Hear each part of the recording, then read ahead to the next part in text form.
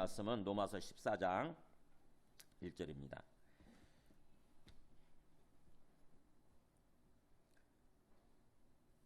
신약 페이지 258쪽입니다. 로마서 14장 1절에서 12절까지 저와 여러분이 한 절씩 교독하시겠습니다.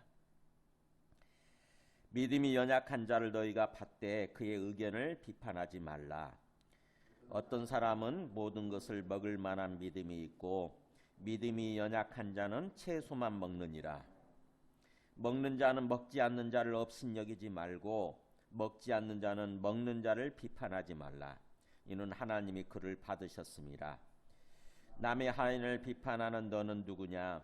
그가 서 있는 것이나 넘어지는 것이 자기 주인에게 있음에 그가 세움을 받으리니 이는 그를 세우시는 권능이 주께 있음이라. 어떤 사람은 이 날을 저 날보다 낮게 여기고 어떤 사람은 모든 날을 같게 여기나니 각각 자기 마음으로 확정할지니라. 나를 중히 여기는 자도 주를 위하여 중히 여기고 먹는 자도 주를 위하여 먹으니 이는 하나님께 감사함이요 먹지 않는 자도 주를 위하여 먹지 아니하며 하나님께 감사하느니라. 우리 중에 누구든지 자기를 위하여 사는 자가 없고 자기를 위하여 죽는 자도 없도다. 우리가 살아도 주를 위하여 살고 죽어도 주를 위하여 죽나니 그러므로 사나 죽으나 우리가 주의 것이로다. 이를 위하여 그리스도께서 죽었다가 다시 살아나셨으니 곧 죽은 자와 산 자의 주가 되려 하심이라. 내가 어찌하여 내 형제를 비판하느냐? 어찌하여 내 형제를 업신여기느냐? 우리가 다 하나님의 심판대 앞에 서리라. 기록되었으되 주께서 이르시되 내가 살았노니 모든 무릎이 내게 꿇을 것이요 모든 혀가 하나님께 자백하리라 하셨느니라. 이러므로 우리 각 사람이 자기 일을 하나님께 직고하리라. 아멘. 앉으시겠습니다.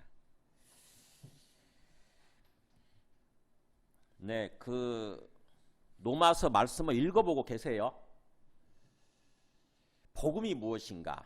예수님 믿고 구원받는다고 하는 게 무엇인가에 대해 질문을 던지면서 마음속에 궁금증을 가지고 로마서 말씀을 읽는 것입니다. 그러면 로마서 말씀이 좀 어렵기는 하지만 그 궁금증이 있으면은 간절히 읽게 되고 간절한 마음으로 읽게 되고 한 번 읽어가지고 못 깨달으면은 반복해서 읽게 되잖아요. 그죠? 생각하면서 반복해서 읽게 돼요. 천천히. 그러면은 조금씩 깨달아집니다. 깨달으면은 뭐예요? 주님의 뜻대로 우리가 생각하게 되고 그렇게 살려고 하게 되고 그러면은 구원이 이루어지는 거죠. 구원이 이루어진다는 말을 제가 썼어요. 뭐냐면은 구원이 완성되어져 가는 것입니다. 그러니까 처음에 우리가 예수님 믿으면 구원받는다고 그러잖아요. 그거를 로마서에서는 뭐라고 표현했죠? 의롭다함을 받는다라고 그랬잖아요. 의롭다고 함을 받는다. 그게 처음 구원이에요. 처음 구원. 그냥 신분이 회복이 되는 거죠. 우리가 하나님의 백성으로 하나님의 자녀로 회복이 되는 거, 죄인에서 의인이 되는 거니까. 근데 우리 마음속은 아직 안 바뀌었잖아요. 그죠? 우리의 생각하는 거, 우리의 인격, 우리의 삶이 안 바뀐 상태예요. 그게 바뀌어야 되는 거죠. 우리의 생각하는 게 바뀌고 우리의 삶을 살아가는 어떤 태도가 바뀌고 바뀌어야 되는 거예요. 그게 구원이 이루어져 가는 거예요. 그러니까 우리가 주님의 말씀을 깨닫고 주님의 말씀대로 살아가려고 할 때에 비로소 우리의 영혼, 우리의 마음이라고 생각하시면 돼요. 우리 마음속에 있는 거, 모든 생각하는 거. 이게 완전히 주님의 형상으로 회복이 되는 거예요. 형상이 뭡니까? 이미지. 사진이 형상이에요. 사진. 이미지가 사진이잖아요. 그냥 주님의 모습이죠. 주님의 모습으로 완전히 회복되는 거, 그게 주님의 형상을 회복하는 것이고 그것이 구원의 완성이에요. 하나님이 우리를 처음 창조하셨을 때처럼 회복이 되는 거죠. 우리가 주님을 떠나면서부터, 우리가 주님을 거부하면서 그 형상이 일그러졌거든요. 왜곡이 되고 하나님의 형상을 잃어버렸어요. 우리 속에. 그래서 짐승처럼 생각하고 짐승처럼 살아가는 거죠. 그래서 우리 인간이라고 하는 존재는 양면성이 있어요. 양면성. 하나는 하나님의 형상. 돼지처럼 말하고 개 돼지처럼 살아가는 거. 우리의 지향점이, 우리의 삶의 가치관, 어떤 지향점이 그냥 개 돼지가 되는 거예요. 짐승이 되는 거예요. 오늘날 현대인들의 뉴스에 나오는 사람들 보세요. 그냥 그게 사람입니까? 그렇잖아요. 그냥 개 돼지 짐승들이에요. 내 기분에 안 맞으면 그냥 무조건 사람 죽이잖아요. 사람 패고 죽이잖아요. 엊그저께도 무슨 어디 역이에요 거기? 서울? 신담역. 신담역. 신당역이죠. 신당역. 신당역. 그게 보면 우리가 참 혀를 끌끌 차지만 사실은 그 사람이나 우리나 사실은 50보 100보예요. 우리들도 언제 어느 순간에 그렇게 바뀔 수 있습니다. 우리 속에 하나님이 안 계시면 어느 순간에 그렇게 바뀌어요. 짐승의 모습이잖아요. 자기 뜻대로 안 해줬다고, 자기 뜻에 안 맞는다고 닥치는 대로 그냥 죽이는 거예요. 마치 짐승이 가서 닥치는 대로 잡아먹듯이. 그게 하나님의 형상이 일그러진 모습인 거예요. 근데 그도 만약 그런 사람도 이제 감옥에 들어가겠죠. 감옥에 들어가 재판받고 감옥에 들어가서 혹시 성경책을 읽으면서 주님을 깨닫게 되면, 주님을 믿게 되면 바뀌겠죠. 내가 정말 짐승처럼 살았구나. 바뀌는 거예요. 진정으로 회개하고 그렇게 뭔가 원래 형상으로, 원래 하나님의 형상으로 돌아오게 되겠지요. 그래서 감옥에 있으면은 이렇게 자꾸 어떤 책을 넣어주는데 성경책을 넣어주는 거예요. 회개하고 주님께로 돌아오도록. 그래서 주님의 형상을 회복하고 주님의 형상대로, 신적 형상이죠. 하나님과 같은 그런 모습으로 살아가도록 그렇게 하기 위한 거예요. 자, 오늘 말씀은요. 오늘 말씀은 우리 13장까지가 사실은 어떻게 보면은 끝난 거예요. 복음이 뭐고 구원이 뭐고 그 8장까지 얘기했죠.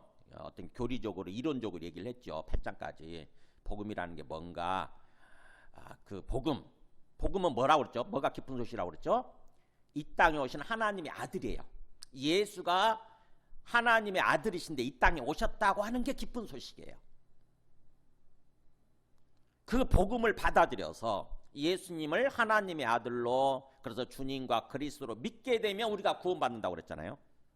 그 구원이라고 하는 게 뭐였죠? 로마서에서는 의인이 되는 거죠. 의롭다 하심을 받는 거예요. 그러면 그렇게 구원받으면 어떤 삶을 사는 거죠? 곧바로 죽어가지고 어떤 천국에 가는 것이 아니라 하나님과 화평을 누리자, 이렇게 돼 있잖아요. 로마서 5장 1절에 하나님과 더불어 화평을 누리자. 뭐예요? 하나님과 샬롬을 누리면서 서로 갈등하고 원수져 있었는데 이제는 뭐예요? 하나님과 화목하고 하나님과 샬롬을 누리자. 샬롬이 뭐죠? 평화 또는 평강. 하나님과 주고받는 거예요. 사랑을 주고받는 거예요. 하나님과 사랑을 주고받는 그런 삶을, 그래서 하나님과 함께 뭐예요? 동행하는 삶을 사는 거죠. 영적으로 교통하면서 동행하는 삶을 사는 거. 그게 이 땅에서의 구원받은 삶이에요. 그것을 위해서 성령을 보내주셨잖아요. 우리 예수님을 믿게 되면은 성령, 하나님의 영을 우리 안에 받게 되는 거예요. 그러면 하나님의 영이 우리 이 땅에서의 삶을, 신앙생활을 인도하시게 되는 거죠. 그래서 믿고 구원받은 사람들은 성령을 받아야 되고, 성령을 받은 사람들은 그 성령을 따라서 삶을 사는 거예요. 이 땅에서 성령의 인도하심을 따라서 영적인 삶을 사는 거죠. 그래서 이 땅에서 신앙생활이라고 하는 것은 예수님 믿고 삶을 사는 게 신앙생활 아닙니까? 믿음 안에서의 삶. 신앙생활이라고 하는 것은 성령을 따라서 영적인 삶을 사는 거예요. 영적인 삶. 이게 분명해져야 돼요, 여러분. 그래야 이 땅에서 예수님 믿고 신앙생활을 한다고 할 때 그 초점이 분명합니다. 그걸 모르게 되면은요, 막연하게 살아요. 예수님 믿고 구원받았다는 게 뭔지를 몰라, 잘. 가서 한번 예배 한번 드리면 그게 신앙생활인가? 아니요. 평소의 삶을, 영적인 삶을 사는 것입니다. 성령을 따라서. 그래서 성령은 자꾸 그걸 강조하는 거죠. 성령을 따라 행하라. 성령을 따라 행하라. 자, 그렇게 8장까지가 그렇게 복음이 뭔지, 구원이 뭔지, 구원받아서 삶을 어떻게 사는 것인지 이렇게 얘기해 주는 게 8장까지였고, 그 다음에 이제 12장부터는 그렇다고 한다면은 구체적으로 우리 삶 속에서, 구체적인 삶의 영역이잖아요. 구체적인 우리의 삶의 영역 속에서 그렇게 복음과 구원에 합당한 삶이 뭔지를 얘기해 줬어요. 교회 내에서 또 교회 바깥에서. 그 다음에 13장을 보게 되면 국가와의 관계에 대해서, 국가의 권세에 대해서, 그 다음에 또 뭐예요? 이웃에 대해서.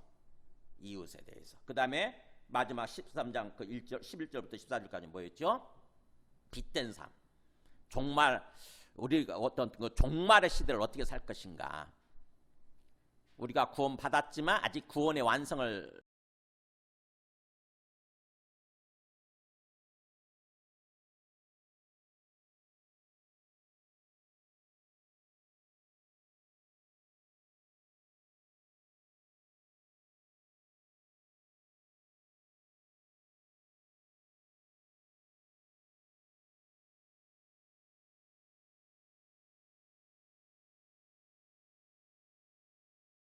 앞두고 있는 거죠. 남겨두고 있는 거예요. 예수님 재림하셔야 되거든요. 그래서 예수님 재림하실 때까지 우리가 어떤 삶, 빛된 삶을 살아야 된다고 하는 거죠. 빛된 삶, 거룩한 삶, 빛된 삶. 어둠의 삶을 사는 것이 아니라 빛된 삶을, 빛을 비추는 삶을 살아야 된다라고 얘기를 했죠. 그렇게 하면 끝난 거예요, 사실은요. 여기까지 하고 노마서를 마무리해도 돼요. 근데 14장부터는 뭐냐? 노마교회가 그동안 그 노마교회죠. 지금 노마한테 보낸 편지가 노마서잖아요, 그죠? 노마교회 보낸 편지가 이 노마서인데, 노마교회가 문제가 있었습니다. 그 노마교회가 현실적으로 어떤 그런 문제를 갖고 있었어요. 그 노마교회 문제에 대해서 다루는 것이 이 14장이에요. 14장 1절부터 15장 13절까지죠. 15장 13절. 나머지는 완전히 마무리하는 거고, 어떤 문제냐? 노마교회는요, 성도가 이렇게 두 부류가 있었어요. 하나는 유대인 출신의 성도들, 또 하나는 우리 같은 이방인 출신의 성도들. 어떻게 보면은 우리 그 요즘은 이제 다민족 사회라서 우리도 다민족 국가가 됐잖아요. 그죠? 그래서 동남아시아에서 많은 사람들이 들어오고, 심지어는 유럽에서도 또 요즘 보면 외국인들하고 결혼하는 게 그냥 일반 보통 추세가 됐더라고요. 그렇게 되면 그 사람들이 귀화를 하잖아요. 그러면 그 사람들이 함께 사는 거예요, 우리나라에서. 그래서 우리는 순수 혈통이 아니에요, 이제는. 그야말로 다민족 국가가 됐습니다. 다민족 국가. 그래서 저쪽에 안산이나 이런데 어떤 그 동남아시아에 들어온 어떤 노동자들이 많은 어떤 그런 데는요, 그야말로 교회가 완전히 다민족으로 이루어져 있어요. 교회가 한국 사람도 있고, 오히려 외국에서 들어온 사람들이 더 많은 교회가 있어요. 제가 아는 어떤 그 목사님, 여자 목사님이신데, 저쪽에 구로공단 쪽에 가면은, 아시죠? 구로공단 가면은 조선족 그리고 중국 사람들이 많이 들어와 있어가지고 그 사람들로 이루어져 있는 교회가 있어요.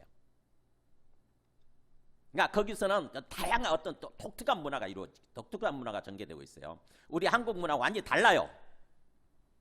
그런 것처럼 이렇게 교회에 그렇게 어떤 다양한 어떤 민족으로 다양한 민족 출신이죠. 다양한 민족 출신의 사람들이 교회에 있게 되면은요, 교회가 여러 가지 어떤 독특합니다.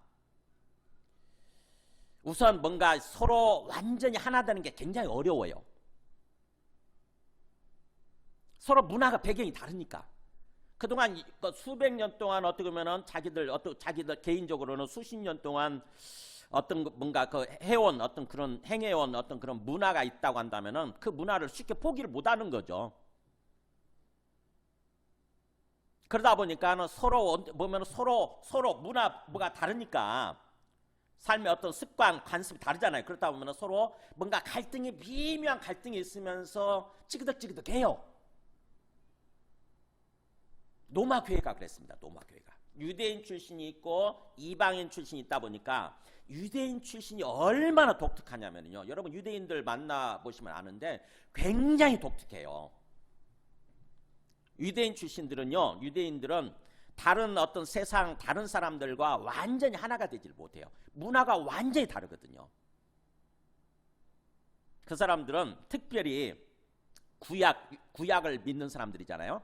구약을 받아들여서 믿다 보니까 구약에 레위기 11장에 보면 음식 먹는 거 있잖아요. 음식 매일매일 먹는 그 음식에 대해서 완전히 우리와는 다르게 먹도록 돼 있어요. 그걸 음식법이라고 그래요. 정결 음식법, 음식 정결 음식법. 어떤 것은 먹어도 되고 어떤 것은 먹어서는 절대 안 돼요. 우리는 마음 놓고 아주 즐기면서 먹는 돼지고기 삼겹살. 유대인들은 절대 못 먹어요. 먹으면 안 돼요. 우리가 막 즐겨 먹는 문어, 낙지 그 사람들 절대 안 먹어요. 그거. 그러다 보니까 굉장히 독특합니다. 그리고 또 레위기에 보면 여러 가지 어떤 절기를 지키라는 거 있잖아요. 안식일, 어떤 대속제일, 나팔절 여러 가지 어떤 절기들 있지 않습니까? 우리로 명절이죠. 우리식으로 하면은 그 명절을 지키는 것들이 있는데 그 사람들은 그걸 또 뭐예요? 절대적으로 지키려고 하게 되는 거죠. 그래서 우리 성경에 보면은 안식일을 놓고 누가 안식일을 어겼느냐 그렇지 않았느냐 하면서 굉장히 다툼이 있잖아요. 심지어는 예수님의 어떤 그 일행, 예수님의 제자들이 안식일 날 이렇게 밀밭을 지나가면서 밀을 따먹었잖아요. 그것 때문에 안식일을 어겼다고 그러면서 굉장히 뭔가 다툼이 벌어지지 않습니까? 그리고 예수님이 하필이면 안식일 날 병 걸린 사람을 고쳐주셨거든요. 치료해 주셨어요. 그랬더니 당신이 일을 한 거다. 안식일을 어긴 거다 해가지고 그 다음부터 예수님을 죽이려고 그러잖아요. 그러니까 유대인들 같은 경우는 이 안식일 지키는 거, 절기 지키는 거에 대해서 굉장히 독특하기 때문에 생각해보세요. 이방 사람들은 별로 그렇게 신경 안 쓰잖아요. 음식 먹는 거에도 신경 안 쓰고 절기에 대해서도 별로 신경 안 쓰지 않습니까? 그러다 보니까 서로 뭐예요? 같은 교회에 있으면서도 서로 완전히 하나가 되지 못하고 항상 뭐예요? 서로 미묘한 갈등이 있으면서 나중에는 서로 분쟁하게 되는 거죠. 싸우게 되는 거죠. 그래서 이 로마 교회가 그랬다는 것입니다. 로마 교회가. 그래서 오늘 말씀 보면은 그걸 다루는 거예요. 그러니까는 이 그걸 배경을 놓고 배경을 알아야 오늘 말씀이 이해가 되어지고 그러면서 이 문제가 로마 교회만의 문제가 아니라 오늘날 우리의 문제이기도 하구나. 오늘날 모든 어떻게 보면 현대 교회의 문제일 수 있겠구나 하는 걸 우리가 생각하게 되는 거예요. 자, 오늘 말씀을 이해하기 위해서 특별히 제가 유대인들의 음식 규정이 까다롭고 그것을 철저하게 지키려고 하는지 유대인의 그 음식 규정에 대해서 제가 한번 동영상을 보여드리도록 할게요. 이분은 유병선 목사님이신데 히브리 대학 나오셔가지고 그 예루살렘에서 이스라엘에서 사역하고 계시는 목사님이세요. 이분의 한번 말씀을 들어보세요. 유대인들에게는 독특한 음식 규정이 있다는 것을 많이 들어보셨을 것입니다. 안식일 규정 못지않게 복잡한 규정이 있다면 바로 음식 규정과 정결법입니다. 음식 규정을 카슈루트라고 합니다. 혹시 주변에 유대인이 있다면 이 규정을 지키는 식당에는 코셰르라는 표시가 붙어 있는 것을 보셨을 것입니다. 과연 카슈루트는 무엇일까요? 물론 이 규칙들도 성경에서 나왔습니다. 첫째 규칙, 정한 짐승만 식용으로 허용된다. 이 기준은 레위기 11장에 있습니다. 육지의 짐승 중에는 굽이 갈라져 쪽발이 되고 새김질하는 것은 먹을 수 있었습니다. 이들 짐승만 하나님께 제물로 바칠 수 있었고 화목제사 이후에는 제물을 제사장과 나누어 먹어야 했기 때문에 제물 규정과 음식 규정은 서로 공통된 개념이라고 할 수 있습니다. 수중생물 중에는 지느러미와 비늘이 있는 것은 먹을 수 있습니다. 곤충들 중에는 메뚜기와 귀뚜라미 종류는 먹을 수 있습니다. 둘째 규칙, 피채 먹지 말라. 레위기 7장 26절에서 27절, 너희가 사는 모든 곳에서 새나 짐승의 피나 무슨 피든지 먹지 말라. 무슨 피든지 먹는 사람이 있으면 그 사람은 다 자기 백성 중에서 끊어지리라. 현재 이스라엘에서는 코셔루 규정을 지킨 고기는 소금물을 이용해서 핏물을 다 뺀 상태로 유통되고 있습니다. 그래서 요리할 때 소금을 적게 사용해야 합니다. 셋째 규칙, 고기와 우유를 같이 먹지 말라. 출애굽기 23장 19절, 너는 염소 새끼를 그 어미의 젖으로 삼지 말지니라. 이 구절에서 염소 새끼는 고기를 상징하는 것으로 이해하고 어미의 젖은 우유를 상징하는 것이라고 해석합니다. 그래서 모든 육류고기와 우유 및 유가공 제품은 절대로 같이 먹지 않습니다.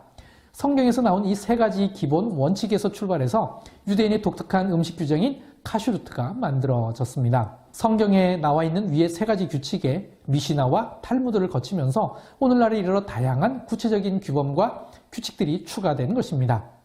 그러면 이스라엘을 방문할 경우 음식 규정과 관련해서 꼭 알아야 할 기본적인 내용은 무엇일까요? 기본적으로 모든 음식은 크게 두 가지로 구분됩니다. 고기 종류가 포함된 음식을 바사리라고 하고 우유 종류가 포함된 음식을 할라비라고 합니다. 일단 이 두 종류의 음식을 섞어 먹으면 안 됩니다. 그래서 식당도 두 종류로 나뉩니다. 바사리 식당과 할라비 식당입니다. 바사리 식당에서는 온갖 종류의 고기가 들어간 음식이 있지만 우유 혹은 치즈가 들어간 음식은 없습니다. 그래서 파스타 혹은 피자를 먹고 싶을 경우 할라비 식당을 찾아야 합니다. 이것 때문에 이스라엘에서는 맥도날드도 두 종류입니다. 코셔르 마크가 있는 맥도날드와 코셔르 마크가 없는 맥도날드, 이렇게 두 종류입니다. 유대인을 선교하기 위해서라도 먼저 그들을 이해해야 합니다.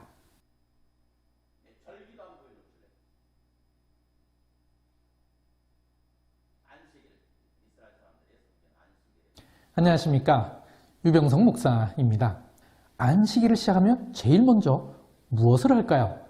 사실 정통 유대인이 가장 바쁠 때는 안식일이 되기 직전에 안식일을 준비할 때입니다. 우선 집안을 깨끗하게 정리해야 하고 목욕도 하고 옷도 제일 깨끗하고 좋은 것으로 입을 수 있도록 준비해야 했습니다. 무엇보다도 이들을 더 바쁘게 하는 것은 음식 준비하는 것입니다. 안식일이 되면 요리를 할 수 없으므로 금요일과 토요일에 먹을 것을 미리 다 해놓아야 하므로 바쁠 수밖에 없습니다. 이 모든 준비를 안식일이 시작되기 전에 반드시 다 마쳐야 했고 그 다음에 안식일이 되기를 기다려야 했습니다. 그런데 이 대목에서 좀 특이한 개념이 나옵니다. 유대인의 개념이 히브리어 표현 속에 그대로 드러나 있는데 안식일이 시작되었다는 것을 샤밧 니크네셋라고 합니다. 해석하면 안식일이 들어왔다입니다. 안식일을 마치 인격체로 표현한 것입니다. 귀한 손님이 내 집을 찾아온 듯이 표현한 것입니다.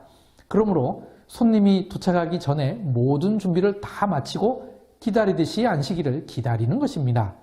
안식일은 하나님께서 우리에게 보낸 귀한 손님이라는 것입니다. 안식일이 끝날 때는 샤밧 요셋, 즉 샤밧이 나갔다입니다. 하나님이 보낸 하나님 나라의 일부가 우리의 일상에 잠시 임했다가 가는 것이기 때문에 이렇게 표현하는 것입니다. 그러다 보니 유대인들은 안식일 자체가 거룩한 날이라고 생각하게 되었고 이 거룩한 날을 지키기 위한 다양한 율법이 만들어지게 된 것입니다. 이러다 보니 사람이 율법 아래로 들어가고 사람이 안식일을 위해 있게 된 것입니다. 예수님께서는 이것이 왜 문제인지를 잘 알고 계셨습니다. 그래서 무엇이 중요한지 정확하게 말씀해 주셨습니다. 마가복음 2장 27절에서 28절을 읽어보겠습니다. 또 이르시되 안식일이 사람을 위하여 있는 것이요 사람이 안식일을 위하여 있는 것이 아니니 이러므로 인자는 안식일에도 주인이니라. 예수님께서는 분명하게 말씀해 주셨습니다. 안식일이 사람을 위해 있는 것입니다. 더 나아가 안식일의 주인이 예수님이라고 하셨습니다. 이 말은 당시 유대인에게 폭탄과 같은 충격이었습니다. 사실 이것은 오늘날의 유대인에게도 마찬가지입니다. 오늘날 유대인이 신약을 받아들이지 못하는 이유 중 하나입니다. 유대인은 마치 안식일을 위해 살고 있는 듯합니다. 그런데도 불구하고 안식일은 그 자체로 죄의 문제를 해결해 주지 못합니다. 예수님의 말씀에 의하면 안식일이 사람을 위해 있는 것입니다. 예수님의 구속사역의 핵심은 십자가 위에서 대속 제물이 되는 것이었습니다. 유대인은 안식일을 마치 하나님 나라의 전령으로 여기며 이날 자체를 거룩하게 여기고 있지만 우리는 예수님께서 구속사역을 이루기 위해 돌아가신 후 부활하신 주일, 즉 주님의 날을 기억하고 지키고 있습니다. 이게 율법과 복음의 차이입니다. 우리가 주일을 거룩히 지키는 것은 유대인이 지켜오던 것과 같은 율법적인 게 아닙니다. 안식일이 현재에 임재한 하나님 나라를 체험하는 것이라는 유대인의 개념은 아주 중요합니다. 우리에게 주일은 예수님을 통한 죄사함과 하나님의 자녀가 되는 특별한 은혜를 확인하는 날이 되어야 할 것입니다. 유대인을 이해하는 것이 곧 그들을 따라하는 것이 아니라 유대인을 이해함으로써 성경에 대한 바른 이해를 추구하기 위함입니다. 네, 그 음식법하고 이 특별히 절기, 그 중에서도 안식일, 유대인들이 얼마나 그거를 중요시 여기고 절대적으로 중요시 여기고 그러는지 그걸 우리가 이해를 해야 되는 거죠. 이런 사람들이 예수님을 믿고 예수님께 돌아왔다고 생각해 보세요. 어떤 그리스도인이 된 거예요. 그랬을 때 그러면 이 사람들이 어떻게 행동을 할까? 잘 생각해 볼 필요가 있어요. 굉장히 뭔가 고민과 갈등이 있겠죠, 그죠? 뭔가 옛날처럼 음식을 지켜야 되는 것 같기도 하고 또 뭐예요? 이제 예수님 안에서 자유로워져서 그걸 안 지켜도 되는 것 같기도 하고. 그러면 어떻게 되겠습니까? 그 사람들이 믿음이 어릴 때는, 이제 예수님 믿기 시작한 지 얼마 안 됐을 때는 옛날처럼 똑같이 살겠죠, 그죠? 옛날처럼 똑같이 살 거예요. 근데 나중에 예수님을 믿는 시간이 지나면서 이 사람들이 뭔가 더욱더 주님의 뜻을 알게 되고 구약의 말씀들이, 구약의 율법이 예수님 안에서 이루어졌다고 하는 거, 예수님을 통해서 완성이 됐다고 하는 것을 깨닫게 되면 옛날의 어떤 삶의 그런 모습들을 점차 버리면서 주님 안에서의 삶으로 좀 바뀌겠죠, 그죠? 주님 안에서 자유를 누리는 삶으로 바뀔 거 아닙니까? 안식일을 지키는 것이 아니라, 맹목적으로 안식일을 지키는 것이 아니라 이제 주일을 지키면서 주일 안에서 자유로운 삶을 살아가는 거죠. 진정한 안식을 누리는 그런 영원히 안식을 누리는 삶을 살아가려고 할 것이고, 음식법도 제가 아직 여기는 안 나왔지만 나중에 말씀을 통해서 보면은 음식법도 예수님 안에서 이루어졌거든요. 그렇다고 한다면 뭘 먹어야 되느냐 안 먹어야 되느냐 이게 집착하는 것이 아니라 이제 자유를 누리면서 살아갈 수 있는 거죠. 그러는 삶으로, 그러려고 하는 삶으로 바뀌게 될 거예요. 그러니까 믿음의 어떤 단계에 따라 다른 거죠. 근데 우리는 모든 사람들이 그때 믿음이 성숙해 있는 것이 아니기 때문에 뭐예요? 이런 사람들 저런 사람들이 함께 교회에 모여 있다 그러면은 우리가 그 사람들에 대해서 어떻게 대해야 되느냐 하는 거죠. 그 사람들을 잘 이해하고 어떻게 보면 받아들여야 비로소 갈등이 없이 하나가 되면서 화목하고 그럴 거 아닙니까? 그래서 오늘 말씀은 그런 맥락에서 말씀을 하는 거예요. 보세요. 14장 1절, 오늘 본문에서 1절에서 12절까지가 1단계, 우리가 서로 이해하고 사랑으로 하나 되는 그 위해서는 어떻게 해야 되는지 1단계를 얘기해 주는 게 오늘 본문이고, 2단계는, 두 번째 단계는 13절부터 23절까지예요. 그 다음에 마지막 세 번째 단계는 15장 1절부터 13절까지예요. 굉장히 길게 얘기하죠. 사도 바울이 굉장히 길면서 아주 논리적으로 체계적으로 얘기를 하는, 그만큼 이 문제가 중요하다고 하는 거잖아요. 그죠? 어떤 말씀, 어떤 거에 대해서 길게 얘기한다고 하는 것은 중요하다는 얘기예요. 그래서 우리가 사도 바울의 그 의도대로 말씀을 읽기를 원합니다. 자, 오늘 1절을 보세요. 믿음이 연약한 자를 너희가 받되 그의 의견을 비판하지 말라. 먼저 보면은 믿음이 연약한 자, 그러니까 뭐예요? 유대인 출신이 어떻게 보면 이제 예수님 믿기 시작한 지 얼마 안 된 사람들이죠. 믿음이 아직 어린 단계예요. 그런 사람들은 옛날 삶을 포기를 못하는 거죠. 음식 안 지키면 안 될 것 같아. 큰일 날 것 같아. 그래서 뭐예요? 계속해서 그거를 고집을 하고 조심스러워 하는 거죠. 돼지고기 먹으면 큰일 나지, 그 사람들은. 근데 우리 이방인들은 뭐예요? 그렇게 뭐라고? 돼지고기 다 먹으면 되지. 음식인데 먹으면 되지. 이런 생각을 할 뿐만 아니라 뭐예요? 지금까지 먹어왔으니까. 더욱더 성경 말씀 안에서 주님의 말씀이 있기 때문에 그걸 깨닫게 되면 진짜 마음 놓고 먹어도 되는 거죠. 근데 뭐예요? 교회 안에서 그렇게 하지 못하는 믿음이 연약한 사람, 아직 믿음이 연약해서 그야말로 조심스러운 거죠. 그런 사람들에 대해서 어떻게 하라고 얘기했냐면 너희가 받대란 말이 명령문이에요. 너희가 받아주어라 이런 뜻이에요. 받아주어라. 그 사람 받아주어라. 오늘 말씀의 핵심이 받아주라는 뜻이에요. 오늘 이 본문에서 핵심 단어가 뭐냐면 받아주라. 헬라어로 프로슬람바노라는 단어를 쓰더라고요. 프로슬람바노, 영접하다 이런 뜻이에요. 누군가를 그 사람을 따뜻이 그냥 인정해 주어라. 마음으로 받아주어라. 손님 접대하듯이 받아주어라. 이런 뜻이에요. 받아주어라. 명령문입니다. 믿음이 연약한 그 사람들 받아주어라. 그러면서 그의 의견, 그의 생각, 그의 견해들이에요. 그의 의견. 그가 갖고 있는 생각이죠. 음식에 대해서.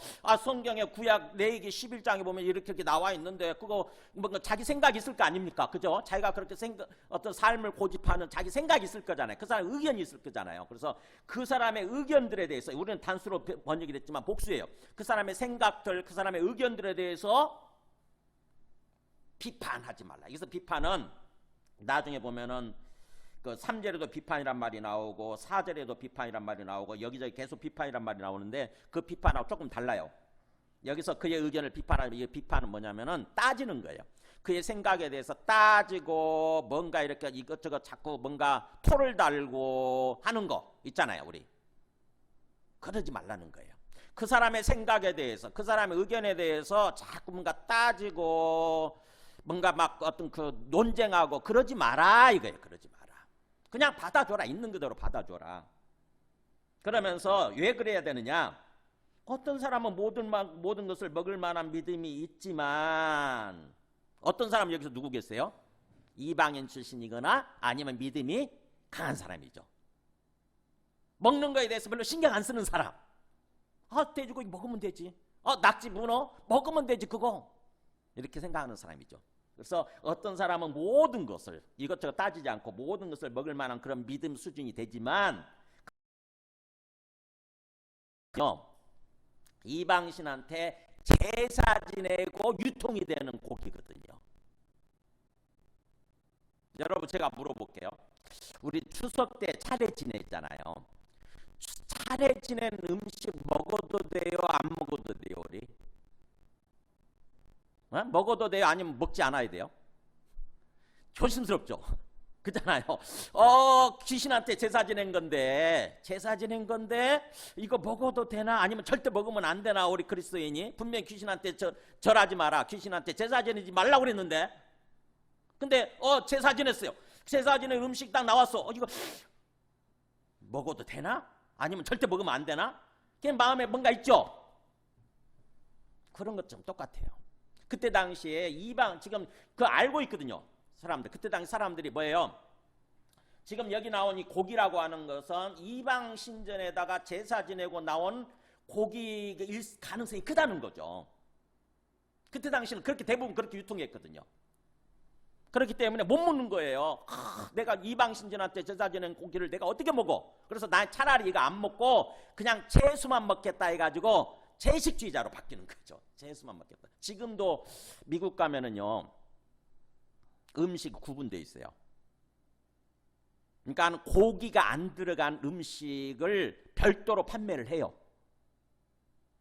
지난번에 짜장면 만드는 사람 유명한 셰프 누구 있잖아요. 그 사람이 미국 가서 음식 장사를 하더라고. 짜장면을 만들어가지고 파는 거예요. 근데 딱 구분을 하더라고. 이렇게 보니까 그냥 일반적인 짜장면이 있고 고기 들어가잖아요. 짜장면에 돼지고기 들어가잖아요. 근데 돼지고기가 전혀 안 들어간 음식을 또 판매하는 거예요. 법적으로 돼 있어요. 미국에서는 법적으로 그런 음식을 판매하도록. 그러니까 그런 사람들 같은 경우는 되게 이제 유대인 출신들이거나 또는 채식주의자들 그런 사람들인 거죠. 그래서 여기도 보면은 그렇게 믿음이 연약한 사람들은 절대 고기 조심스러우니까 고기를 못 먹고 그냥 채소만 먹는다 이거죠. 그랬을 때에 지금 상황이 현실이 그런 거예요. 현실이. 그랬을 때에 먹는 자는 마음 놓고 먹는 사람이죠. 믿음이 강한 사람이거나 아니면 이방인 출신들이거나 이런 먹는 자들은 그런 먹지 않는 자들에 대해서 어떻게 하라고요?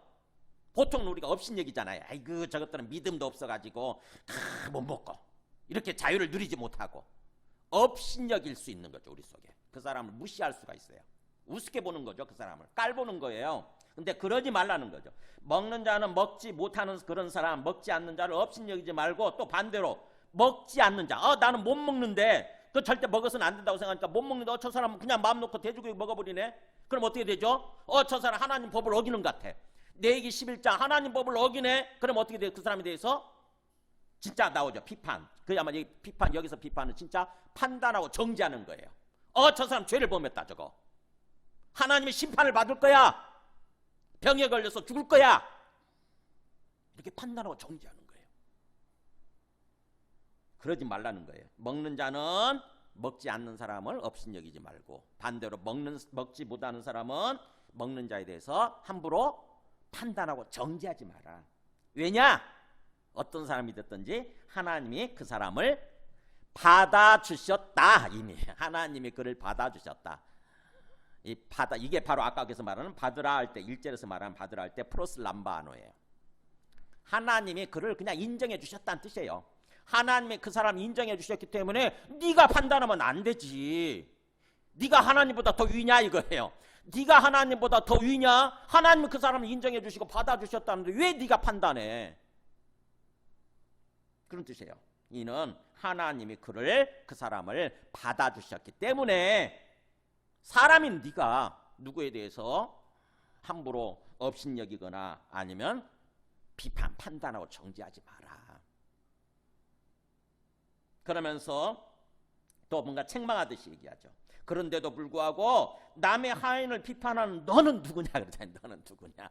계속해서 자기 생각을 고집하면서 여전히 비판하는 거예요. 여전히 판단하고 정지하는 거예요. 그럼 너는 도대체 누구냐 이거예요. 하나님 앞에 네가 하나님이냐 이런 뜻이에요. 네가 하나님이냐? 너는 누구냐 도대체. 여기서 그래서 이걸 강조하기 위해서 문장 제일 앞에 있어요. 원래 헬라어는. 너는 도대체 누구길래 남의 하인을 비판하는 거냐. 남의 하인이란 말이에요. 여기서 하인은 둘로스라고 하는 단어가 아니고 집에서 사는 사람이에요. 그 어떤 주인집에서 아예 거기서 태어나가지고 거기서 평생 동안 사는 사람 있잖아요. 옛날에 보면 하인 중에서도 급이 다르잖아요. 그죠? 하인 중에서도 급이 있어요. 그냥 자기 집에서 살면서 왔다 갔다 하는 사람이 있고 우리 파출부처럼 뭐예요? 여기서 하인은 원래 단어가 오이케테스 그랬더라고. 뭐냐면 아예 그 주인집에서 완전히 주인집에 속해 있는 사람인 거죠. 그 주인에게 속해 있는 사람. 그러니까 남의 집에 속해 있는 그 하인을 남의 집 사람을 비판하는 판단하는 도대체 너는 누구길래 누구냐 이거예요. 그가 서 있는 것이나 그가 넘어지는 거 다 그 사람 주인에게 달려있다. 그가 넘어지든지 서 있든지 다 그 판단은 뭐예요? 자기 주인, 그 사람 주인에게 있는 거야. 책임은. 그러니까 네가 간섭하지 말라는 거지. 그러면서 그가 세움을 받게 될 거다. 지금은 넘어져 있는지 모르지만 결국에는 그가 세움을 받게 될 거야. 왜냐? 이는 그를 세우시는 권능이 주께 있습니다. 그 사람이 하나님께서 받아주셨고 그래서 하나님께 속해 있는 사람이라고 한다면은 하나님이 그 사람 세우실 거야. 좀 시간이 걸려도 그런 뜻이에요. 좀 시간이 지나고 시간이 걸려도 하나님이 그를 세우실 거야. 그러니까 네가 간섭하지 마 이런 뜻이에요.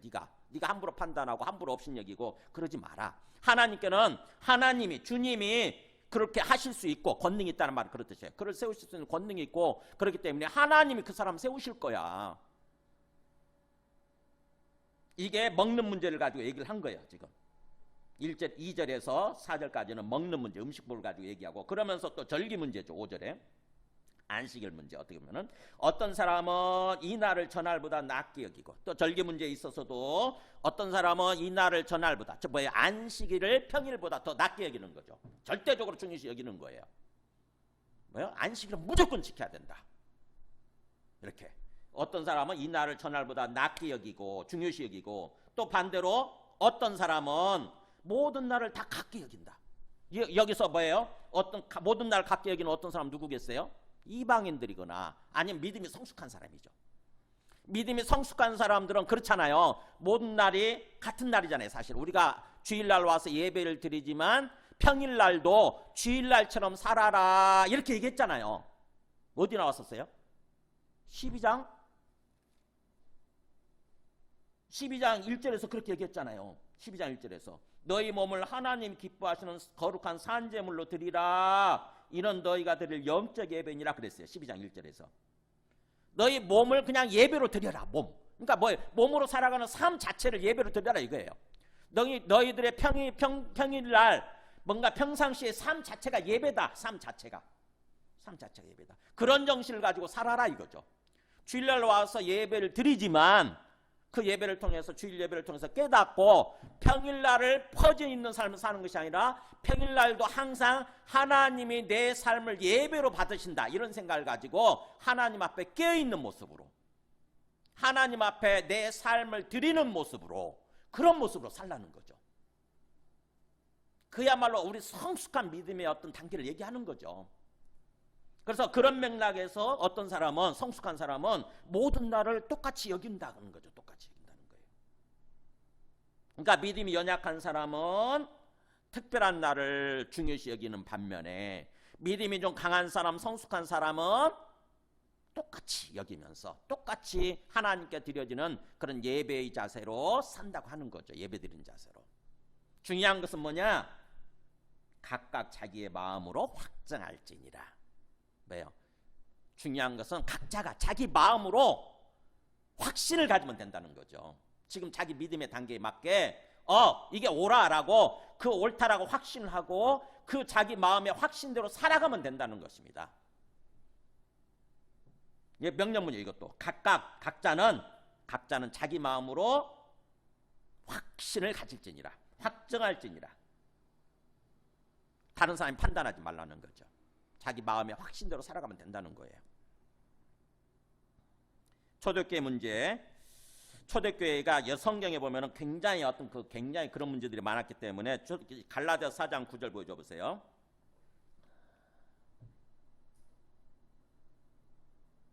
이렇게 나오잖아요. 보세요. 초대교회 갈라디아서에서도 이렇게 나와요. 이제는 너희가 하나님을 알 뿐 아니라 더욱이 하나님이 아신 바 되었거늘. 그러니까 너희도 하나님을 알게 되었고 예수님을 통해서 하나님을 인격적으로 아는 거죠. 이제 그 다음에 또 하나님도 너희를 인격적으로 안다는 것입니다. 서로 이렇게 관계가 회복이 된 거예요. 그랬는데 어찌하여 다시 약하고 천박한 초등학문으로 돌아가서 다시 그들에게 종노릇하려 하느냐. 갈라디아 교회 사람들이요, 예수님을 믿고 삶을 살다가 어느 순간에 그 유대인들의 눈치 때문에 유대인들이 자꾸 눈치가 보여가지고 옛날로 돌아가려고 하는 거예요. 율법으로 다시 돌아가려고 하는 것입니다. 예수님 믿기 전의 삶으로. 그게 천박한 초등학문이 율법을 얘기하는 거예요. 약하고 천박하고 초등학문, 기초 원리죠. 기초 원리. 그러니까 율법이라고 하는 것은 기초 원리를 얘기해 주는 거거든요. 하나님의 원리, 하나님의 뜻을 얘기해 주지만 율법도 근데 뭐예요? 성숙한 단계를 얘기해 주는 것이 아니라 성숙한 원리를 얘기해 주는 것이 아니라 기초 원리를 얘기하는 거거든요. 기초 원리. 복음이 성숙한 원리죠. 복음이. 그래서 이제 복음으로 돌아왔다가 다시 옛날로 초보 단계로 돌아가려고 하는 것을 가지고 지금 사도 바울이 책망하는 거예요. 뭘 가지고 얘기하느냐 보세요. 너희가 날과 달과 절기와 해를 삼가 지킨다고 그랬잖아요. 날도 지키고 매달 초하룻 날 그렇게 또 중요시 여기고 또 어떤 달 중요시 여기고 절기 지키고 안식일 지키고 해를 또 탄 거 지키고 이런 것들. 그래서 내가 너희를 위하여 수고한 것이 헛될까 두려워하노라. 사도 바울이 복음을 전했는데 이제 어떻게 보면 성숙한 하나님의 원리를 전했는데 그게 모든 게 헛될까 봐 다시 점으로 돌아갈까 봐 걱정된다는 거죠. 이게 초대교회의 모습이에요. 골로새서 2장에도 골로새서 2장 16절 보세요. 먹고 마시는 것과 절기나 초하루나 안식일을 이유로 누구든지 너희를 비판하지 못하게 하라. 지금 골로새 교회 사도 바울이 얘기하는 거예요. 어떤 사람이든지 너희들의 지금 자유로운 신앙생활이죠. 근데 유대인들이 들어와가지고 초보적인 단계 유대인들이 들어와가지고 자꾸 비판하는 거예요. 이거 지켜야지. 먹고 마시는 거 지켜야지. 이거 음식법. 또 절기 지켜야지, 초하루 지켜야지, 안식일 지켜야지라고 그걸 안 지킨다고 비판하는 것입니다. 그러지 못하게 하라는 거예요. 너희 절대 너희 주님 안에서 복음 안에서 자유를 절대로 빼앗기지 말라는 거예요.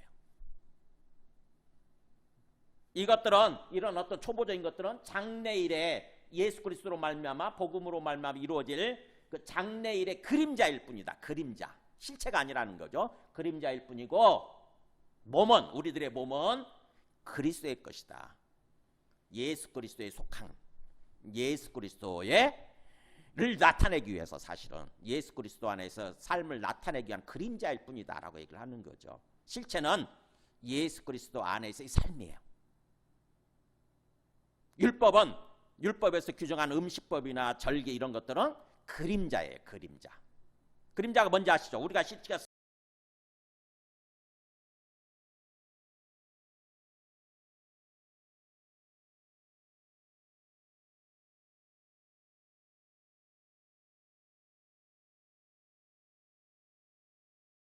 있으면은 그림자 비치잖아요. 이렇게 햇빛이 비치면 우리 몸이 실체고 그림자는 어떻게 보면은 허상이죠. 허상. 그런 거라고 하는 거죠. 자, 오늘 말씀에서 우리가 오해를 하면 안 되는 게 뭐냐면은 형제를 얘기하는 거예요. 형제. 비판하거나 어떤 업신여기지 말라고 할 때 그리스도 안에서 이 교회 안에서 형제를 놓고 하는 얘기입니다. 교회 안에서 예수 믿고 구원받은 형제, 예수 믿는 사람, 형제를 놓고 절대 형제에 대해서 그렇게 업신여기거나 비판하지 말라고 하는 거예요. 만일에 형제가 아니고 거짓 교사나 거짓 사도나 거짓 선지자, 이단이다. 이단에 속한 사람이다. 그러면 우리가 어떻게 해야 돼요? 비판해야죠. 이단에 속한 사람이나 아니면 거짓 교사나 거짓 사도나 거짓 선지자 그런 사람들에 대해서는 눈을 정말 뭔가 잘 보고 봐야 되는 거죠. 예의주시하고 비판해야 되는 거예요. 그들은 잘못된 삶을 속해 살고 있기 때문에. 예수님도 마태복음 23장에서 보면은 바리새인들 서기관들에 대해서 굉장히 비판하시잖아요. 화했을진저 너희 외식하는 바리새인과 서기관들이요 그러면서 비판하잖아요. 그러니까 이 형제에 대해서 얘기하는 거예요. 형제. 그리스도 안에서 지금 교회 안에 들어와 있는 예수 믿고 있는 형제에 대해서 사도 바울도 아까 봤지만 보면은 거짓 형제, 거짓 교사, 거짓 사도에 대해서는 아주 예리하게 비판합니다. 신랄하게 비판해요.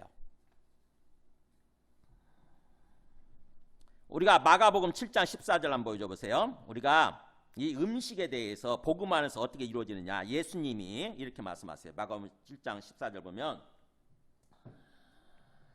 여기 파란 글씨 한번 읽을까요? 사람 안에서 나오는 것이 사람을 더럽게 하는 것이니라 하시고 이러므로 모든 음식물을 깨끗하다 하십니다. 이렇게 나오잖아요. 그러니까 복음 안에서는 이게 율법 안에서는 기초 원리였기 때문에 사람들을 훈련시키기 위해서 거룩한 훈련을 시키기 위해서 이건 먹지 마라, 이건 먹어라 이렇게 그 음식법을 주셨지만은 이제 복음 안에서는 그리스도이신 구원자이신 그리스도가 오셔서 그 그리스도를 믿는 복음 안에서는 그 음식법으로부터 자유로워진 거예요. 이렇게 얘기하잖아요. 모든 음식물은 다 깨끗한 거다. 모든 음식물은. 사도 바울은 이걸 가지고 어떻게 얘기를 하느냐. 디모데전서 4장 보여주실래요? 이렇게 나오냐 보세요. 후일에 어떤 사람들이 믿음에서 떠나 미혹하는 영과 귀신의 가르침을 따르리라. 어떤 사람들이 믿음을 갖고 있다가 믿음에서 떠나게 되면은 뭐의 인도를 받느냐? 미혹하는 영, 귀신이에요. 마음속에 사탄이 역사하는 거예요. 사탄이 역사해가지고 뭐라고 얘기하냐면은 여기 뭐 3절 나오죠. 혼인을 금하고 어떤 음식물은 먹지 말라 이렇게 얘기할 거라는 거예요. 혼인도 하면 안 된다는 거죠. 우리가 성결해야 되니까 거룩해야 되니까 남녀가 같이 결혼하면 안 된다는 거예요. 그래서 혼인도 하면 안 된다. 결혼도 하면 안 된다. 그런 식으로 얘기를 할 거고. 또 어떤 음식법 뭐예요? 분명히 내 구약에 있지 않느냐 그러면서 어떤 음식 절대 먹으면 안 된다라고 얘기를 할 거라는 것입니다.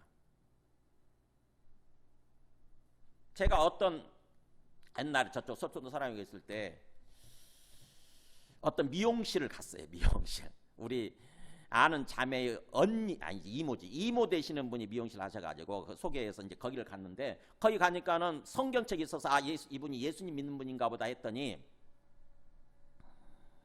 전화가 와서 전화를 받는 걸 보니까 돼지고기를 절대 먹으면 안 된다는 거예요. 돼지고기를 먹으면 죄를 범한다는 거예요. 성경에 있지 않냐고 그러면서 막 얘기를 하는 거예요. 그러니까 뭐예요?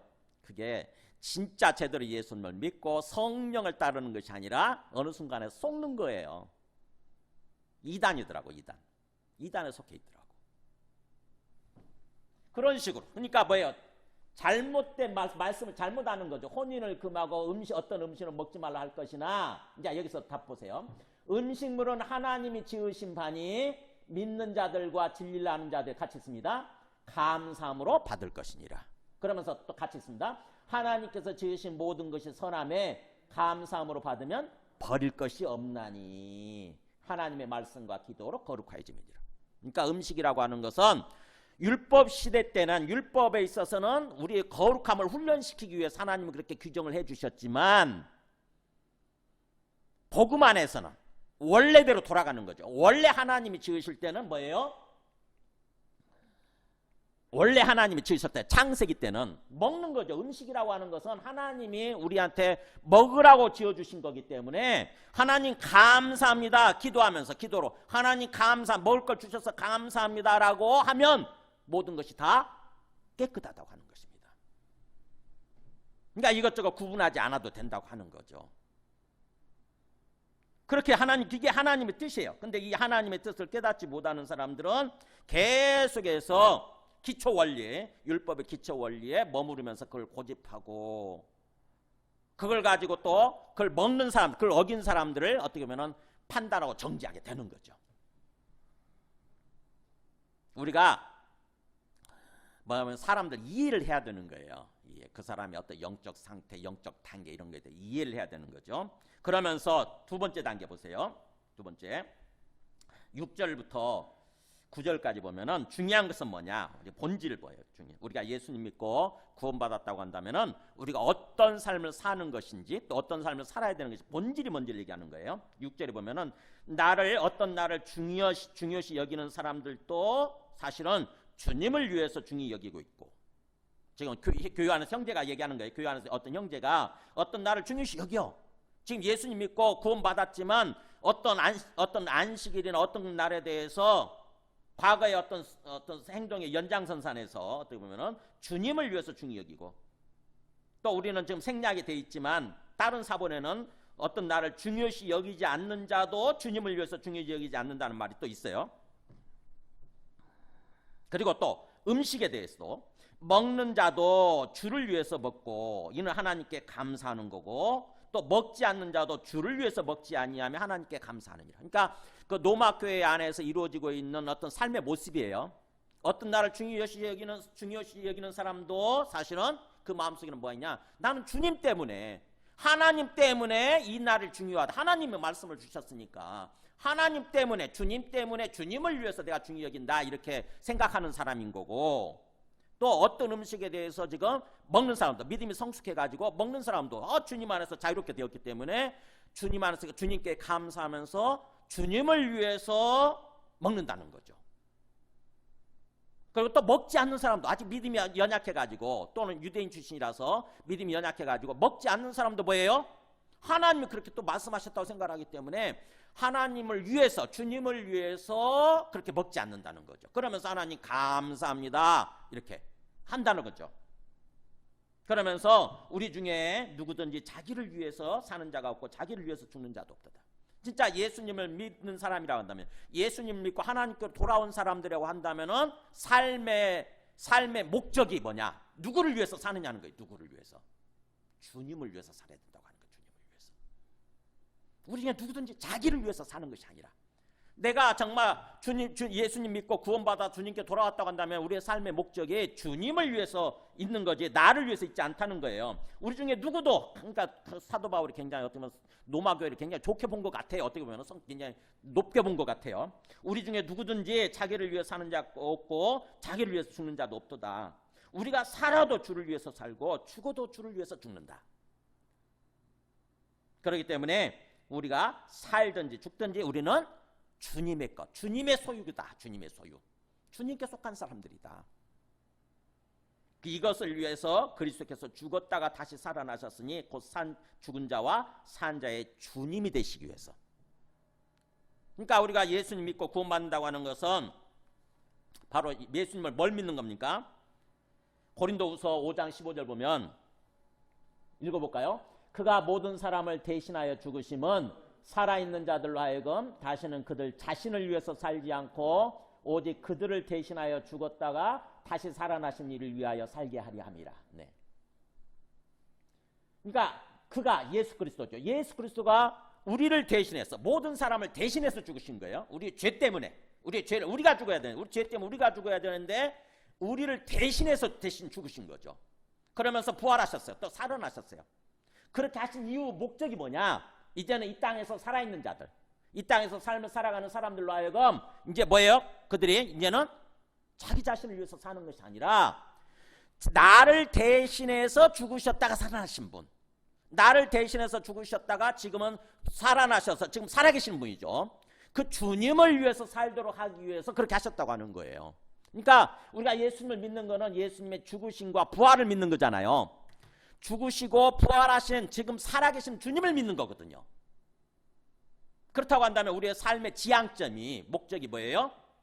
주님께 맞춰지는 거예요. 주님께. 하나님께 맞춰지는 거예요.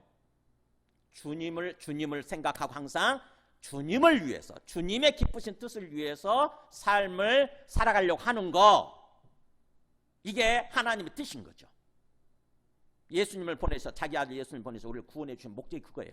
원래 하나님이 우리를 지으신 목적이 사실은 그거예요. 왜 하나님이 인간을 지으셨느냐?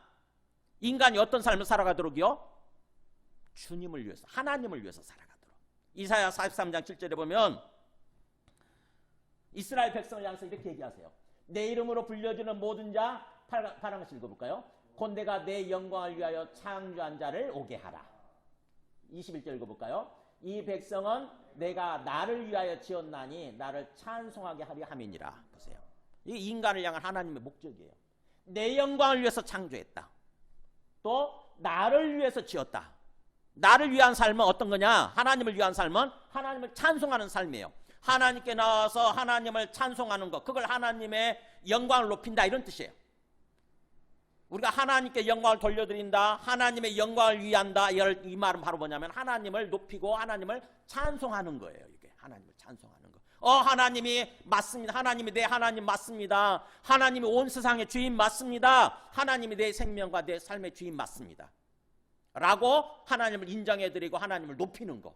우리가 와서 찬송하는 거 있잖아요. 예배 시작하기 전에 찬송하는 게 뭐예요? 하나님 영광을 높이는 거예요. 하나님 이렇게 우리를 불러주셔서 감사합니다. 하나님 알게 해주셔서 감사합니다. 우리의 본분이거든요. 우리 인생의 본분이 뭐냐? 하나님의 영광을 높이는 거예요. 자식된 도리의 본분이 뭔 줄 아세요? 자식된 도리의 본분이 부모님 마음을 기쁘게 해드리는 거, 부모님을 높이는 거예요. 부모님의 이름을. 사람들이 우리 삶을 보면서 와, 저 집 누 집 자식이야, 정말 자식 잘 낳았네, 이렇게 되는 거. 사람들이, 세상 사람들이 우리를 보면서 와, 저 사람 보니까 하나님 살아계시는 거 맞나 보다, 이렇게 하게 되는 거, 그게 하나님을 찬송하고 하나님의 영광을 위한 거예요. 그것을 위해서 하나님 우리 인간을 지으셨다고 하는 것입니다. 그러니까 우리 인생의 도리, 우리 인생의 본분은 그렇게 하나님을 위해서 사는 삶에 있는 거예요. 그러니까 그때 당시 로마 교회에 믿음이 연약해가지고 뭘 먹지도 못하고 뭐 어떤 안식일을 철저하게 중요시 여기는 그런 사람이 있다 할지라도 모두가 다 주님을 위해서 지금 살고 있다고 하는 거죠. 주님을 위해서. 그렇다고 한다면 이런 사람들은 우리가 뭐예요? 그 사람들에 대해서 함부로 업신여긴다거나 비판하거나 그럴 필요가 없는 거예요. 그냥 믿음의 어떤 단계일 뿐이지 하나님이 세우실 거기 때문에. 그래서 10절로 이어지는 것입니다. 너가 어찌하여, 그럼에도 불구하고, 우리 접속사가 생략했지만 원래 헬라어에 있는 거죠. 그럼에도 불구하고 그렇게 사람들이 다 주님을 위해서 살고 있는데 너가 어찌하여 너희 형제를 업신여기느냐, 너희 형제를 비판하느냐, 또는 어찌하여 너희 형제를 업신여기느냐. 그냥 따지듯이 얘기하잖아요. 따지듯이. 왜 그러는데 왜? 왜 네가 함부로, 저 사람도 다 주님을 위해서 지금 살고 있는데 그냥 믿음의 단계 과정에 있을 뿐인데 네가 함부로 그 사람에 대해서 비판한다거나 먹어버린다고, 죄를 범하고 있다고 그렇게 판단하고 정죄한다거나 또는 이것도 못 먹네 그러면서 그 사람을 멸시하고 없인 여기느냐 하는 거예요. 중요한 것은 우리가 뭘 기억하게 되느냐, 우리가 다 하나님의 심판대 앞에 서리라. 언젠가는 우리가 다 하나님의 심판대 앞에 다 설 거라고 하는 것입니다. 성경에 기록된 것처럼 이사야서 말씀을 인용하죠. 주께서 이르시되 내가 살아있노니, 내가 살았노니란 말은 내가 살아있다는 뜻이죠. 하나님이 살아계시노니 모든 무릎이 내게 꿇을 것이요 모든 혀가 하나님께 자백하리라, 그렇게 기록됐다고 하는 거예요. 그런 것처럼 이사야서 말씀에 그렇게 예언이 되어 있는 것처럼 이러므로 우리 각 사람이 자기를 하나님께 직구하리라. 주님이 재림하실 때죠. 주님이 재림하시게 되면 우리 모두가 다 부활해가지고, 의인도 부활하고 악인도 부활해가지고 뭐예요? 부활의 몸으로, 부활의 몸을 가진 모습으로 재판장이신 하나님 앞에 서서 심판을 받는 거예요. 심판을 받을 때 어떻게 하느냐, 우리가 말했던 거, 우리가 다른 사람을 업신여기고 비판하고 했던 것들, 우리가 행동했던 것들 다 우리 입으로 스스로 다 변호를 해야 돼. 내 입장을 변호해야 돼. 내가 왜 그렇게 했는지. 그게 그런 뜻이에요. 우리 각 사람이, 우리 각자가 집단으로 어떤 심판받지 않습니다. 우리 한 사람 한 사람 심판받아요. 우리 한 사람 한 사람. 너 왜 그렇게 했느냐 하나님 물으시면 제가 사실은요 잘 몰라서, 사실은요 제가 어떻게 해서, 그런 식으로서 각자가, 우리 한 사람 한 사람이 각자가 다 자기 변호를 해야 된다고 하는 거죠. 하나님은 그걸 얘기하는 거예요. 우리 각 사람이 자기에 대해서 이 일이라는 게 뭐냐, 일. 12절에 일. 우리가 마태복음을 보면은요, 일이 뭐냐, 마태복음 25장 14절 보여줘보세요.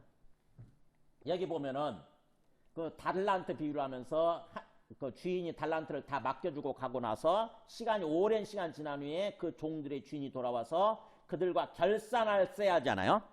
한 사람 한 사람 불러서 다 세물 난다고 회개하는 거죠. 회개. 결산을 보는 거예요. 회사에서 회계 본다고 그러잖아요. 회계 결산을 보는 거 아닙니까? 그 결산이라는 단어하고 똑같아요. 여기서 일이. 로고스 해가지고 자기 입장, 자기 말에 대해서 하나님께 다 고하게 될 거다라고 하는 거예요. 로고스예요, 로고스. 결산하는 거예요. 그러니까 우리 모두는 언젠가 주님 재림하실 때 다 모두가, 우리 한 사람 한 사람이 다 주님 앞에 서서 우리 말을 얘기하게 된다고 하는 거죠. 그래서 우리 말에 의해서, 우리 말로 심판을 받는 거예요. 어떻게 보면 우리 스스로 고백하게 되고 자백하게 되는 거예요. 자, 말씀을 정리합니다. 우리가 신앙생활 하면서 실제적으로 사실은 굉장히 어려운 문제예요. 교회 안에서 우리가 뭔가 서로 사랑하고 뭔가 하나가 돼야 되는데, 로마교회도 그랬지만은 우리도 그렇지 않잖아요. 우리도 유대인이 없음에도 불구하고, 유대인 출신의 성도가 없음에도 불구하고 이상해, 뭔가 우리 그럴듯한 이유들이 다 있죠. 내가 왜 저 사람을 사랑하지 못하는가, 왜 내가 저 사람들과 하나가 되지 못하는가, 다 이유가 있어요. 귀찮아서, 나도 바쁘니까, 저 사람이 별로 좋지 않아, 기쁘지 않아, 저 사람 이쁘지 않아, 신경 쓰기 싫은 거예요. 그러나 우리가 하나님의 오늘 말씀을 통해서 하나님은 얼마나 우리가 서로 사랑으로 하나 되고 어떤 그 화목하기를 원하시는가, 이걸 깨달아야 되는 거죠. 교회가 하나 되지 못하면요, 교회가 화목하지 않으면은 하나님의 일을 행할 수가 없어요. 하나님의 뜻을 펼칠 수가 없습니다. 하나님이 교회를, 우리 예수 믿는 사람들에게 하나로 모아주신 이유, 교회를 세우신 이유가 뭐예요? 하나님을 증거하라고 하는 거거든요. 주님을 증거하라고 하는 거예요. 땅끝까지. 나 혼자만 이렇게 신앙생활을 하는 것이 아니라 땅끝까지 주님의 복음을 전하는 그런 사람들로 세워져야 돼요. 우리 가정에 가서, 우리 어떤 직장에 가서 나를 통해서 주님이 증거돼야 된다고. 그러면서 교회가 자꾸 확장되어 가는 거죠. 하나님의 나라가, 예수님을 믿는 사람들이 자꾸 퍼져가고 확산되어져 가야 되는 거예요. 근데 교회 왔는데 하나 되지 못한다, 사랑으로 화목하지 못한다, 그러면 절대로 그 힘을 발휘할 수가 없습니다. 그래서 오늘 말씀을 통해서 하나님께서 얼마나 우리에게 뭘 원하시는지 이걸 깨달아야 되는 거죠. 우리가 예수님 믿고 구원받았다고 한다면은 나는 무엇을 위해서 살고 있는가 잘 생각해 보시기 바랍니다. 무엇을 위해서 내 삶의 어떤 그 지향점, 내 삶의 목적이 뭔가, 내 삶의 목적이 뭔가. 오늘 말씀을 통해서 뭐예요? 주님이 하나님을 위해서, 주님을 위해서 맞춰져야 돼요. 주님을 위한 것에. 내가 뭘 하든지 가정에서 밥을 지을 때도, 청소를 할 때도, 자녀를 양육할 때도, 직장에 가서 어떤 일을 할 때도 궁극적으로 내 존재 이유, 내 삶의 목적은 뭐냐면 주님을 위한 것이 돼야 돼요. 그래서 주님을 위한 그런 삶을 이렇게 맞추게 되면은 자연스럽게 교회 와서도 내 마음에 들지 않아도, 저 사람이 내 마음에 들지 않아도 저 사람과 뭐예요? 교제하려고 하게 되고, 사랑하려고 하게 되고, 그 사람을 받아주게 되고, 그래서 뭔가 사랑으로 완전히 하나가 되는, 화목하고 하나가 되는 그런 삶을 살아가려고 하게 되는 거죠. 주님께서는 우리한테 그런 삶을 원하신다고 하는 것입니다. 자, 우리